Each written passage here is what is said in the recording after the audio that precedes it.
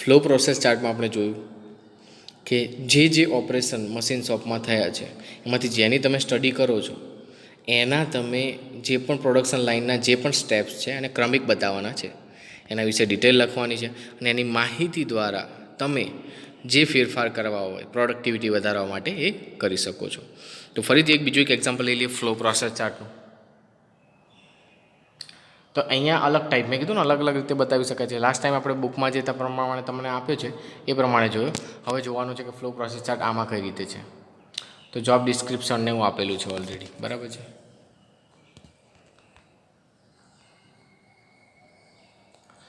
તો જો job description, job number, analysis number એ અલગ અલગ ક્યાં તમે કયો પ્રોસેસ ચાર્ટ તમે ક્યારે કઈ ડેટ સાથે તમે બતાવી શકો છો. ઘણું બધું આમ તો દર્શાવવામાં આવે છે. આ ઓપરેશન્સ, ટ્રાન્સપોર્ટેશન, ઇન્સ્પેક્શન, ડીલે અને સ્ટોરેજ, એનો ટાઈમ એ લખેલો છે. આ સિવાય આ ટાઈમ સિવાય તમારે નંબર ઓફ લખવું હોય તો પણ લખી શકાય. પ્રોડક્ટ કેવું, બરાબર છે. તમારે નંબર ઓફ બ્લોક મતલબ એક સાથે 2 પ્રોડક્ટ જતી હોય તો નંબર ઓફ પ્રોડક્ટ એ પણ 2 લખી શકો તમે. ખ્યાલ આવે છે. ક્વોન્ટિટી કઈ રીતની છે એ તમે ડિસ્ક્રિપ્શન સારી રીતે બતાવી શકો છો. તો આપણે આ ચાર્ટ સમજીશું સ્ટેપ બાય સ્ટેપ અને આના ફાયદા શું છે. તો ફ્લો પ્રોસેસ ચાર્ટમાં તમે જુઓ છો, પહેલું છે ઇન્સ્પેક્ટ ઇનકમિંગ પાર્ટ. જે પાર્ટ આપણા જોડે આવ્યો પહેલું એને ઇન્સ્પેક્શન કરવાનું છે. શું કરવાનું છે? ઇન્સ્પેક્શન કરવાનું છે. પાર્ટ્સ બરાબર છે કે નહીં. હવે ઇન્સ્પેક્શન કરો તો સિમ્બોલમાં કયું ટીક કરવાનું? ઇન્સ્પેક્શનનું સિમ્બોલ. હવે લાસ્ટ ટાઈમ ડાયાગ્રામ જોયો તો એમાં આપણે ખાલી માર્કિંગ કરતા હતા. અહીંયા આગળ આ બધા સિમ્બોલ આપેલા છે અને એને સ્ટેપ બાય સ્ટેપ કરવાના છે. એટલે ઇન્સ્પેક્શન ઇનકમિંગ પાર્ટ એટલે પહેલાં ઇન્સ્પેક્ટ કરો તો આ સિમ્બોલ આવે. પછી પ્રિપેર પાર્ટ ફોર મશીનિંગ, તો મશીનિંગ એક ઓપરેશન છે તો એના માટે આ સિમ્બોલ આવે. પોઝિશન પાર્ટને તમે એક પોઝિશન પર ગોઠવ્યો, હવે એ મશીનિંગની જ એક પ્રોસેસ છે. એ જરૂરી નથી પણ એક મશીનિંગમાં લોડિંગ અનલોડિંગ એ મશીનિંગમાં જ ગણાશે એટલે એ આવી જાય. પછી મશીન પાર્ટના જે ઓપરેશન્સ છે એ પણ કરે છે. Machine part position, machine part position part, machine part, મશીનને ચાલુ કરો છો તમે સેટ કરો છો એ બધું જ તમારે મશીનિંગમાં ગણવું હોય તો ગણી શકાય છે. રિમૂવ પાર્ટ ફ્રોમ મશીન, પાર્ટને હવે ઓપરેશન થયા પછી શું કરવાનું છે? રિમૂવ કરવાનું છે. એના માટેનો ટાઈમ એ લખેલો છે 1 minute, 2 minute, 2 minute, 3 minute. Inspect a finish part એટલે જે સ્પેર પાર્ટ છે એ ઓલરેડી થઈ ગયું ઇન્સ્પેક્શન એનું બન્યા પછી, તો એને ઇન્સ્પેક્શન કર્યું તો એ આવશે. પછી એસેમ્બલી ફિનિશ પાર્ટ, તો એ પણ ઓપરેશન છે. એસેમ્બલી એટલે ભેગું કરવું એટલે એક ઓપરેશન જ થયું ને, એક કામ થયું જે કરવાનું છે તમારે એટલે ઓપરેશન્સમાં આવશે. પ્લેસ ઓન કાર્ટ, જ્યાં મોકલવાનું છે આગળ ત્યાં મોકલી દેવામાં આવે છે. જેમ કે પેકિંગ કરવું હોય તો પેકિંગ એ બધું તમે તમારી રીતે લખી શકો. આમાં જે એક્ઝામ્પલ છે એવું જરૂરી નથી કે બધા જ પોઈન્ટ આ જ હોય. હવે તમારી પ્રોડક્ટના ઓપરેશન તમે જાતે પણ બનાવી શકો છો. ફૂલ્લી લોડ કાર્ટ અને full cart goes to final assembly, પછી ફાઇનલ એસેમ્બલીમાં ચેક થાય. અહીંયા પાછું ઇન્સ્પેક્શનનું એક સ્ટેપ તમારે ઉમેરવું હોય તો ઉમેરી શકાય. ઇન શોર્ટ તમે જે પણ પ્રોસેસ કરી એને સ્ટેપ બાય સ્ટેપ તમે સમય સાથે બતાવી છે. હવે તમે જોઈ શકો છો કે અહીં તો કોઈ ડીલે આવતું નથી, પણ ધારો કે કોઈ ડીલે આવે તો તમારે એને દૂર કઈ રીતે કરવું, એ ટાઈમ કેવી રીતે તમારે યુઝ કરો. ઇન શોર્ટ આ બધા ટાઈમનો ડેટા એકવાર તમારી જોડે આવી જાય તો તમે એમાં શું કરી શકો? ફેરફાર લાવી શકો, ચેન્જીસ કરી શકો, પૂરેપૂરો યુઝ કરી શકો. તો એ બધું જ શું થાય? Flow process chart. શું થશે? Flow process chart. તો આ થયો તમારો ફ્લો પ્રોસેસ ચાર્ટ. એનાથી શું ફેર પડ્યો, એના ફાયદા શું છે, એના એડવાન્ટેજ શું બતાવી શકે છે. તો ફ્લો પ્રોસેસ ચાર્ટમાં પહેલાં તો કયા ટાઈપનો ચાર્ટ છે એ ખબર પડે. મેન ટાઈપ, મશીન ટાઈપ અને મટીરિયલ ટાઈપ તો લખવો પડે. પછી ચાર્ટ બનાવનાર વ્યક્તિની માહિતી હોય ચાર્ટમાં, શું ડિટેલ હોય છે. પછી જે પ્રોડક્ટ અથવા જે પ્રોસેસ માટે અથવા જે ઇક્વિપમેન્ટ માટે તમે પ્રોસેસ ચાર્ટ બનાવો છો એની માહિતી હોવી જોઈએ. સ્થળ હોય તો સ્થળ હોવું જોઈએ, સમય હોય તો સમય હોવો જોઈએ. જો કોઈ મેન ટાઈપ હોય તો એ ઓપરેટરનું નામ હોવું જોઈએ. એ ડિટેલ તમારા ફ્લો ચાર્ટમાં, પ્રોસેસ ચાર્ટમાં હોવી જોઈએ. સાથે ઓપરેશન પ્રક્રિયામાં આવતા વિવિધ તબક્કાઓ અને તેના માટે જ લાગતો સમય એ તો મેં બતાવ્યો જ છે આપણે ઓલરેડી. જે પણ ઓપરેશન થાય છે, ટ્રાન્સપોર્ટેશન હોય, ઓપરેશન્સ હોય, ઇન્સ્પેક્શન હોય, ડીલે હોય કે સ્ટોરેજ હોય, કોઈ પણ પ્રક્રિયા માટે તમારે એનો ટાઈમ દર્શાવવો પડશે. એ તો આપણે જોયું, દરેક ગ્રાફમાં દર્શાવીએ જ છીએ. ટ્રાન્સપોર્ટ એક્ટિવિટીના વિવિધ તબક્કાઓ અને તેને માટેના અંતરના માપ એ પણ બતાવી શકાય છે. જે પણ ટાઈમ લાગે છે એને ડિસ્ટન્સ છે એ પ્રમાણે તમે બતાવી શકો છો. હવે ડાયરેક્ટ આ ગ્રાફ બનાવવાની જરૂર નથી. પહેલાં તમે ટેબલ ફોર્મમાં પણ બનાવી શકો છો અને પછી ગ્રાફ બનાવી શકો છો. એક આપણે તમારા બુકમાં જે આપ્યું છે એ પહેલાં ફ્લો ચાર્ટનું ટેબલ આપ્યું છે, એક ઓબ્ઝર્વેશન ફોર્મ કહેવાય. શું કહેવાય? Observation form. પછી એનો ચાર્ટ બનાવ્યો છે. સ્ટેપ બાય સ્ટેપ એની એક્ટિવિટી છે એ લખવામાં આવે છે, પછી સંજ્ઞા લખી દેવાની અને પછી ટાઈમ અને મિનિટ સાથે એનો એક બ્લોક ડાયાગ્રામ બનાવી દેવાનો અને એ બ્લોક ડાયાગ્રામ પછી તમારે ગ્રાફ બનાવવાનો. એ ફ્લો પ્રોસેસ છે, બરાબર. એટલે ટ્રાન્સપોર્ટ એક્ટિવિટીના વિવિધ તબક્કાઓ, એના માટેનું અંતર એ પણ તમે દર્શાવી શકો છો. ડીલે, સ્ટોરેજ અને ઇન્સ્પેક્શનના વિવિધ તબક્કાઓ પણ બતાવી શકો છો. તમામ એક્ટિવિટીની સમરી માહિતી તમે મેળવી શકો છો. હવે જેમ કે અહીંયા આગળ ઓપરેશન્સ છે, તો આ અહીંયા આગળ ઇન્સ્પેક્શન થાય છે. શેનું ઇન્સ્પેક્શન થાય છે? તો ફિનિશ પાર્ટનું ઇન્સ્પેક્શન થાય છે, એ જે તે જોબ માટે. તો એ પણ તમે જોઈ શકો. એટલે એની ડિટેલ મળે છે તમને. શું મળે છે? ડિટેલ મળે છે. એટલે ચાર્ટનું પહેલાં ટાઇટલ ફોર્મમાં આવે છે, બ્લોક ફોર્મમાં આવે છે, બધી ડિટેલ હોવી જોઈએ. ઇન શોર્ટ, કોઈ અનનોન માણસ પણ એ ચાર્ટને જોવે, જેને ચાર્ટ પર કામ નથી કર્યું, તો પણ એને ખબર પડી જોઈએ. એ બધી ડિટેલ લખવાની છે. ચાર્ટ કોના દ્વારા અપ્રૂવ થયો છે, કોને બનાવ્યો છે, કઈ તારીખે બનાવ્યો છે, બરાબર છે, કયા કયા ઓપરેશન્સ થયા છે, કેટલો ટાઈમ લાગ્યો છે, બરાબર છે. એ બધી જ ડિટેલ તમે ફ્લો પ્રોસેસ ચાર્ટમાં બતાવી શકો છો.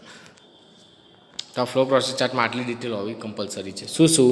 તો કે type of flow process chart, information of the person producing the chart, information, place, time, name of operator if we are prepared about man type flow process chart. ખ્યાલ આવ્યો? એટલે પહેલાં તો 3 ટાઈપના છે. એ કયા ટાઈપનો છે એ ખબર હોવી જોઈએ, કારણ કે મેન ટાઈપનો હોઈ શકે છે, મટીરિયલ ટાઈપનો પણ હોઈ શકે છે અને ઇક્વિપમેન્ટ ટાઈપનો પણ હોઈ શકે છે. એટલે a flow process chart is a process chart setting out a sequence of the flow of a product હોઈ શકે છે, ઇક્વિપમેન્ટ હોઈ શકે છે ઓર મટીરિયલ હોઈ શકે. એટલે શેના પરનો પ્રોસેસ ચાર્ટ છે, પહેલી એ ડિટેલ હોવી જોઈએ. Information, place, time, name, operator બધું જ લખવાની છે ડિટેલ. ડિફરન્ટ સ્ટેજીસ જે કયા કયા છે એ પણ દર્શાવવાના છે. ટાઈમ કેટલો લાગે છે ઇન્વોલ્વ એ પણ અંદર ઇન્ડિકેટ કરવાનો છે. Transport activity, its various stage, distance travels એ બધી જ ડિટેલ હોવી જોઈએ. Different stages of delay, storage, inspection એ પણ ડિટેલ હોવી જોઈએ. અને એની એક summary information of all activity, મતલબ કઈ એક્ટિવિટીમાં શું થયું, તો આ સમરી ડિટેલ થયા. આ જે દર્શાવેલી છે બધી સમરી ડિટેલ થઈ. એ ડિટેલ તમારી પ્રોપર હોવી જોઈએ. તો આ થયું ફ્લો પ્રોસેસ ચાર્ટમાં. ઓકે, હવે આપણે જોઈએ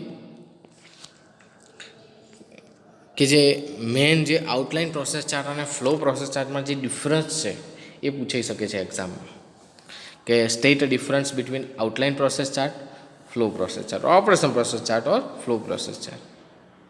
તો એ જોઈએ. તો આઉટલાઇન પ્રોસેસ ચાર્ટમાં માત્ર ઓપરેશન અને ઇન્સ્પેક્શન એમ 2 જ પ્રક્રિયાઓ હતી, 2 જ પ્રવૃત્તિ હતી. ટોટલ જે પ્રોસેસમાં 2 જ ઇન્ક્લુડ કરતા હતા આપણે, ઓપરેશન અને ઇન્સ્પેક્શન. ખ્યાલ આવ્યો? એ શેમાં? આઉટલાઇન પ્રોસેસ ચાર્ટમાં. જ્યારે ફ્લો પ્રોસેસ ચાર્ટમાં ઓપરેશન્સ હોઈ શકે, ઇન્સ્પેક્શન હોઈ શકે, ટ્રાન્સપોર્ટ હોઈ શકે, ડીલે હોઈ શકે, સ્ટોરેજ હોઈ શકે. આનું કમ્બાઈન કોઈ ઓપરેશન થતું હોય તો એ પણ હોઈ શકે. તમે જાણો છો કે ઓપરેશન અને ઇન્સ્પેક્શન કમ્બાઈન થાય છે. તમે કેવી રીતે બતાવતા હતા? આ રીતે બતાવી શકો છો.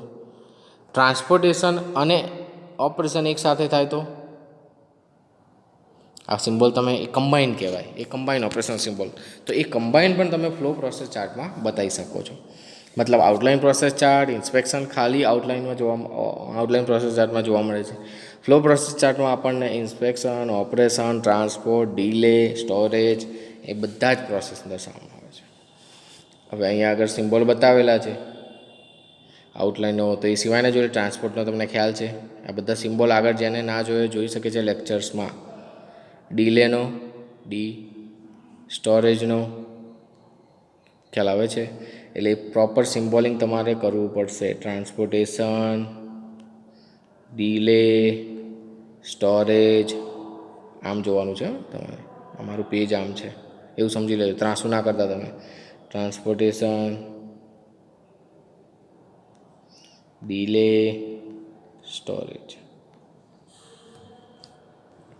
ઓકે, તો ઇન શોર્ટ ઓપીસી એટલે કે આઉટલાઇન પ્રોસેસ ચાર્ટમાં 2 જ પ્રોસેસ હોય છે, ઓપરેશન અને ઇન્સ્પેક્શન. ફ્લો પ્રોસેસ ચાર્ટમાં ઓપરેશન હોઈ શકે, ઇન્સ્પેક્શન હોઈ શકે, ટ્રાન્સપોર્ટ હોઈ શકે, ડીલે હોઈ શકે અને સ્ટોરેજ પણ હોઈ શકે છે. આઉટલાઇન પ્રોસેસ ચાર્ટ છે એ પ્રોસેસ વિશે પ્રથમદર્શીય એટલે ફંડામેન્ટલ ઉપરથી થોડો ખ્યાલ આપે છે. મેઇન ખ્યાલ આપશે તમે કે ઓપરેશન કયા હતા, ઇન્સ્પેક્શન થયા. એટલે ઇનશોર્ટ તમે ઓપીસી પરથી નક્કી કરી શકો કે ભાઈ આટલા ઓપરેશન કરવાના છે. લેથ જોઈશે, સીએનસી જોઈએ, વીએમસી જોઈએ, એટલે ઉપરથી ખ્યાલ દેવો. પણ કયામાં કેટલો ટાઈમ લાગ્યો, ડીલે કેટલું થયું, ટ્રાન્સપોર્ટમાં કેટલો ટાઈમ લાગ્યો, એવી જે સંપૂર્ણ માહિતી જોતી હોય, પ્રોપર વિસ્તારપૂર્વક, પ્રોપર એકદમ ટીપ ઓર ટોપ, મતલબ પૂરેપૂરી માહિતી તો એ તમારા ફ્લો પ્રોસેસ ચાર્ટમાં આવશે. જ્યારે આઉટલાઇન પ્રોસેસ ચાર્ટમાં ના જ આવે ને, કારણ કે આમાં પણ બે જ બતાવવાનું છે, ઓપરેશન અને ઇન્સ્પેક્શન. અહીંયા આગળ બધું બતાવવાનું છે, તો વધારે ડિટેલ કોણ આપે? Flow process chart. તો એ ખ્યાલ હોવો જોઈએ તમને. આઉટલાઇન પ્રોસેસ ચાર્ટ બનાવવા પાછળ એ હેતુ છે કે આપેલ પ્રોડક્ટ અથવા પ્રોસેસ વિશે વિસ્તારપૂર્વક વર્ક સ્ટડી કરવાની જરૂરિયાત છે કે નહીં, આનો મતલબ સમજો. ઓપરેશન પ્રોસેસ ચાર્ટમાં બે વસ્તુ થાય છે, ઓપરેશન અને ઇન્સ્પેક્શન. આઉટલાઇન પ્રોસેસ ચાર્ટમાં બે વસ્તુ થાય છે, ઓપરેશન અને ઇન્સ્પેક્શન. ફ્લો પ્રોસેસ ચાર્ટમાં operation, inspection, transport, delay, storage બધી વસ્તુ થાય છે. કયામાં ટાઈમ વધારે લાગશે? ફ્લો પ્રોસેસ ચાર્ટમાં. હવે જો તમારે ઓપીસીથી કામ થતું હોય તો શું કામ ફ્લો પ્રોસેસ ચાર્ટ કરવો પડે? એટલે પહેલાં તો લગભગ એક પ્રાથમિક ખ્યાલ મેળવવો છે, શેના દ્વારા થશે? ઓપરેશન પ્રોસેસ ચાર્ટથી. ઓપરેશન પ્રોસેસ ચાર્ટથી ખ્યાલ મેળવશે. જો પણ હજુ જરૂર જણાય કે હજુ પણ આપણને સંપૂર્ણ માહિતી નથી મળી, હજુ પણ આપણે વર્ક સ્ટડી પ્રોપર કરી રહ્યા નથી અથવા થઈ શકતી નથી ઓપરેશન પ્રોસેસ ચાર્ટ અને ખાલી ઓપરેશન પ્રોસેસ ચાર્ટથી, તો એ વસ્તુ ત્યારે ફ્લો પ્રોસેસ ચાર્ટની જરૂર પડશે. જ્યારે ફ્લો પ્રોસેસ ચાર્ટ બનાવવા પાછળ પ્રોડક્ટ પ્રોસેસની વિસ્તારપૂર્વક અભ્યાસ કરવો પડે, ખ્યાલ આવે છે, અને એમાં જરૂરી સુધારાનું સૂચન પણ તમારે ફ્લો પ્રોસેસ દ્વારા કરી શકાય છે. આઉટલાઇન પ્રોસેસ ચાર્ટમાં ફ્લો ડાયાગ્રામની જરૂર છે નહીં. તમે ફ્લો ડાયાગ્રામની જરૂર છે નહીં. કેમ?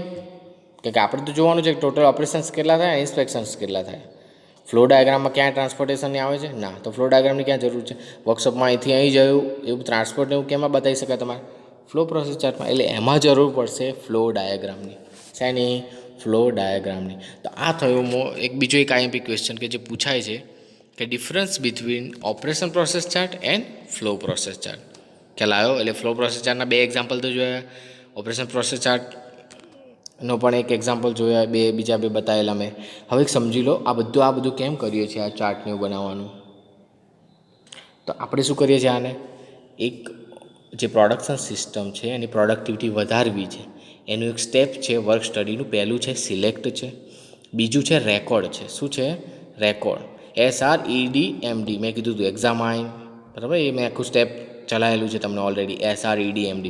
તો સિલેક્ટ, રેકોર્ડ. એટલે રેકોર્ડ તમે કયા ફોર્મમાં કરશો, એક્ઝામાઇન કયા ફોર્મમાં કરશો, તો એ બધું જ આ ફ્લો પ્રોસેસ ચાર્ટથી થાય. કોઈ પણ ફ્લો પ્રોસેસ ચાર્ટ જરૂરી નહીં, કોઈ પણ ચાર્ટ કે ડાયાગ્રામ દ્વારા તમે ઇઝીલી જોઈ શકો. તો એ બધી જ વસ્તુ તમારે જોવી હોય, એક્ઝામાઇન કરવી હોય, રેકોર્ડ કરવી હોય, તો ઇઝી શેમાં છે? એક પ્રોસેસ ચાર્ટમાં તમે ઇઝી છે એને ફાઇન્ડ કરીને તમે ફટ તમારી એફિશિયન્સીમાં વધારો કરી શકો છો. જે પણ અનપ્રોડક્ટિવ ટાઈમ છે ઇઝીલી ઘટી શકે છે. હવે ફ્લો પ્રોસેસ ચાર્ટમાં તમે જોયું કે આગળ જે બતાવે છે ટાઈમને આ તે, તો એના પરથી તમને ખ્યાલ આવી જાય કે ડિલે ટાઈમ કેટલો થાય છે. ડિલે ટાઈમ જ્યાં થતો હોય તમે રિમૂવ કરી શકો છો. એટલે એનાથી મેન શું થવાનું, તો તમારો પ્રોડક્ટિવ ટાઈમ શું થવાનો છે? વધવાનો છે. પ્રોડક્ટિવ ટાઈમ વધવાનો છે. એક્સ્ટ્રા જે અનપ્રોડક્ટિવ ટાઈમ છે એ ઘટવાનો છે. ઓટોમેટિક અનપ્રોડક્ટિવ ટાઈમ ઘટવાનો છે તો શું થવાનું છે? પ્રોડક્ટિવિટી વધવાની છે. હવે તમે પ્રોડક્ટિવિટી ગમે તે રીતે વધારી શકો છો. મેનની સ્ટડી કરીને વધારી શકો છો, મટિરિયલની સ્ટડી કરીને વધારી શકો છો, અને ઇક્વિપમેન્ટની સ્ટડી વધારી શકો છો. મેનની સ્ટડી કરીને એનો તમે જે ટાઈમ બગાડતો એ ટાઈમ તમે એના પર સ્ટ્રિક્ટ થાઓ. મટિરિયલની ક્યાં ટાઈમ બગડે છે એ તમે રિમૂવ કરી શકો છો. એટલે flow process chart man type હોય, મટિરિયલ ટાઈપ હોય કે ઇક્વિપમેન્ટ ટાઈપ હોય, આપણે કરવાનું શું છે? સ્ટડી, વર્ક સ્ટડી કરવાનું છે. અને પછી જે ટાઈમ ફેરફાર થતો હોય એને ચેન્જ કરી તમારે એની પ્રોડક્ટિવિટી વધારવાની છે. તો આ થયો તમારો આઉટલાઇન પ્રોસેસ ચાર્ટ અને ફ્લો પ્રોસેસ ચાર્ટ.